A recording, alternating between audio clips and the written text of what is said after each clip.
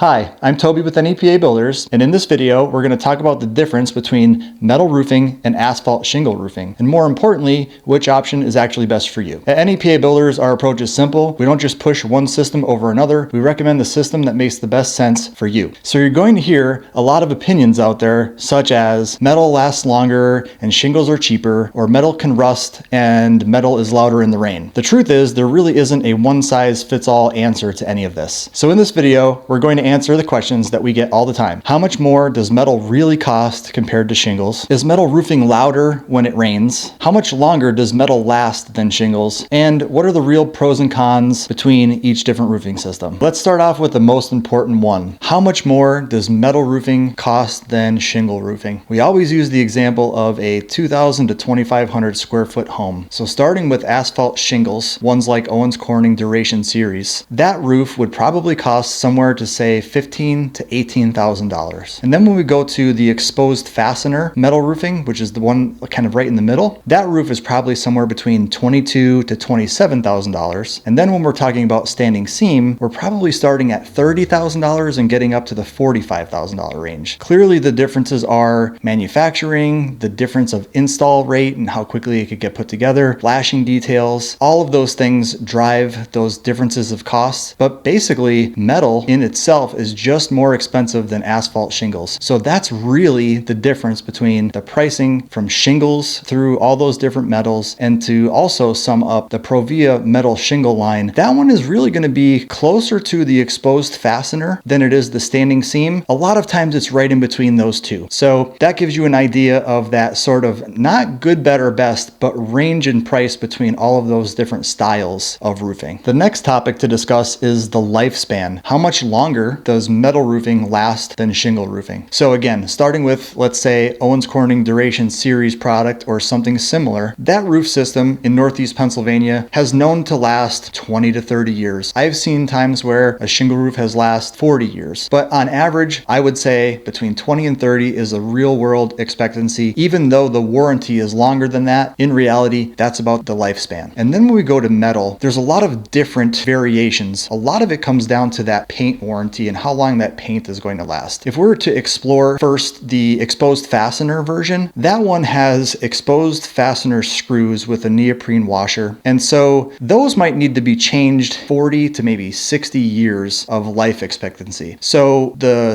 fastener may need to be replaced even before that. There's some expansion and contraction in the panel, which can make the hole around the screw open up a little bit, or the neoprene washer can break down over time. So what you could do then is replace that 1/4 inch screw with a 3/8 inch screw. It'll cover the hole, it'll give us a new fastener, and it'll match the color. So that's the time frame of exposed fastener. You could say 40 to 60 would be on the high end. And then standing seam metal roofing would be the longest. We're saying anywhere from 40 to 60 plus years for an standing seam metal roof. And basically that comes down to, it's usually a thicker gauge metal, number one, but there's no exposed fasteners. So all of the fasteners are behind the system. It locks together like siding, one over the next, and there's nowhere for water to penetrate. All of that expansion and contraction is happening within the system. There's more longevity to the standing seam metal roof than the exposed fastener metal roof. So that roof, you've seen barns. If you live in Northeast Pennsylvania, you've driven through the country, you've seen barns that have age-old metal roofs on them. They're probably a gray color because they've been coated several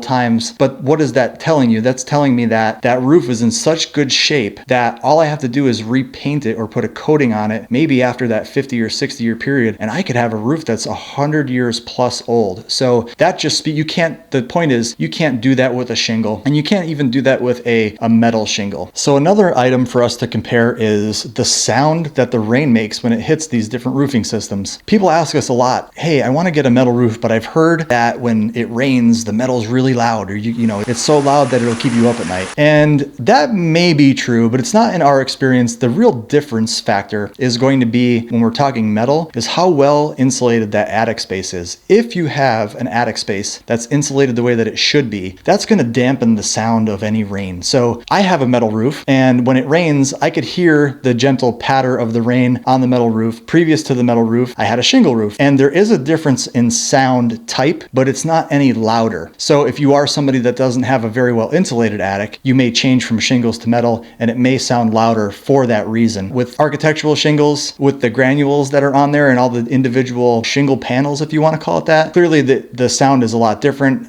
You could say it's softer, but that's really the difference between the sound that the rain would make on those two different roofing systems. I wouldn't label it loud on a metal roofing system unless the insulation factor wasn't there. So another area of comparison is wind rating. What is the difference between wind rating in an architectural shingle and a metal roof? So architectural shingles, again, like Owens Corning Duration Series, has a wind rating of 130 miles per hour, which is industry standard. I mean, it's top of the line. Metal roofing is somewhere between 120 and 150, depending on the type of system. It also depends on the slope, same for shingles. But when we just think about the difference between what an architectural shingle roof is and a metal is straight panels, typically from the bottom of the roof to the top. Whereas architectural shingles are a bunch of individual shingles that can come apart at that tar seal. So each individual shingle is as strong as the next one.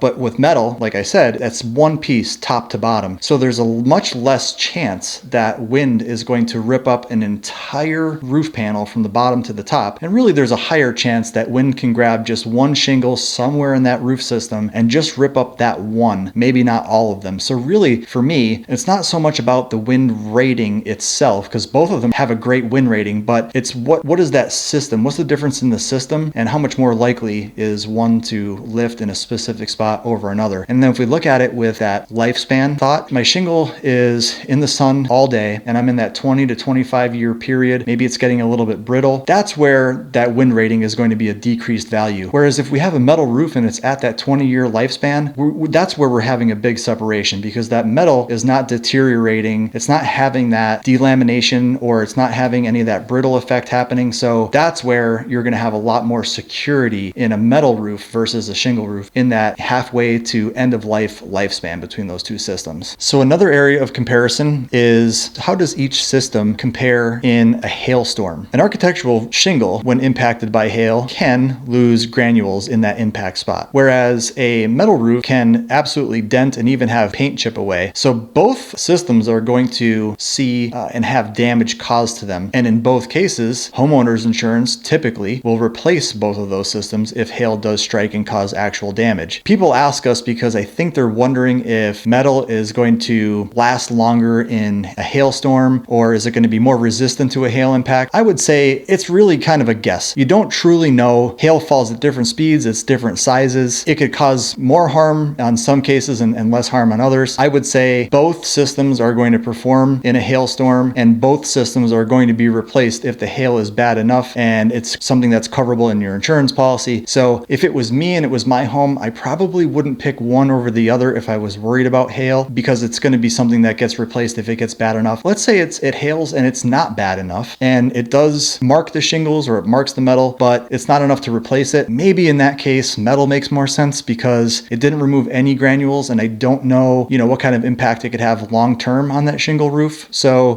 for me, it's not enough to decide for one or the other, but it is a question that we get a lot. So I felt it was worth covering and at least giving you what my opinion is on it. So a few last things about the differences between metal roofing and asphalt shingle roofing. And the first one that I'm going to discuss is metal roofing and what are the pros over shingles outside of the other areas that we discussed so far. I would say the first one is the weight of the product. So metal roofing is extremely light. It's far, far lighter of a product than an asphalt shingle roof. So let's say we have an older home. Maybe the bones, the rafters are not quite adequate. They're a 2x4 or they're a 2x6 and they're overspan. You could see some sagging in the roof. That might be a good use case for a metal roof because you're not going to put all of that weight back on the home. Whereas a shingle roof can obviously continue to compromise the sag in the roof. So that's one area. Another area is what happens when you do take this roof off eventually. A asphalt shingle is going to the landfill and a metal roof is recyclable. So it's actually something that is good for the environment. It's good for the earth. And you get to put a couple bucks back in your pocket when you take it to the scrap yard and they pay you for dropping off your metal roofing. So between the two, as far as renewable types of materials, the metal roof is clearly the one that wins out. And then the last thing really is just like that appearance, right? So a metal roof has this vertical look, and you also have not just vertical, but there's a rib. And sometimes that's what's important for people, that seam that they're seeing. They want to see that pronounced tall standing seam that runs up the roof. And obviously architectural shingles can't provide that. So if it is a architectural feature that we're looking for, then a exposed fastener or standing seam metal roof look is is something that you can't get with shingles. So as with metal shingles, there's also a difference because it isn't like a granule architectural shingle. They have styles such as slate roofing, which it's a metal roof, but it looks like slate, but it's a lot cheaper and a lot lighter than slate. So if you really want a slate looking roof with the benefits of metal, then a product like Provia's line is a great option. So those are the differences, I would say, in appearance between shingles and metal roofing options. So the last item that we will cover are the pros of architectural shingles, starting with the affordability part. Like I said before, it's a lot cheaper than metal roofing. It's usually the main driving decision factor between metal and shingles is how much cheaper they are than a metal roofing system. And then the next thing is the architectural appearance. So you can't get the appearance of an architectural shingle with that color depth perception with a standing seam or exposed fastener metal roof. So in some cases, people just really need that appearance of the architectural shingle because it goes with other facets of the siding maybe, or the decking, or any of the outside exterior elements. A lot of times it just comes down to the appearance in and of itself. And then the last item is really the commonality of an architectural shingle. Architectural shingles have been around for a very long time. There are far more installers that understand architectural shingles, and sometimes that just makes people more comfortable knowing that if something goes wrong or if they wanted to do something on their own, it's something that they're familiar with or comfortable with, or they know somebody that knows how to do it. Metal roofing is definitely a very specialized thing. There's far less people that know how to do it, and if there were to be an issue, how to address it and deal with it. So I think we see a lot of people making the decision just because they don't quite understand metal and they're afraid of what those non-commonalities might bring to them. So which roof is better? The honest answer is it depends on your goals. If you're looking for lower upfront costs and great curb appeal, then architectural shingles might be the great fit. If you're thinking about long-term durability, higher wind resistance, and a roof that could last decades longer, then metal may be worth the investment. If you're not sure which direction makes sense for your home, we'd be happy to walk you through it. Every home is different, and the right roof starts with the right conversation. Click the first link in the description, and we look forward to talking to you soon.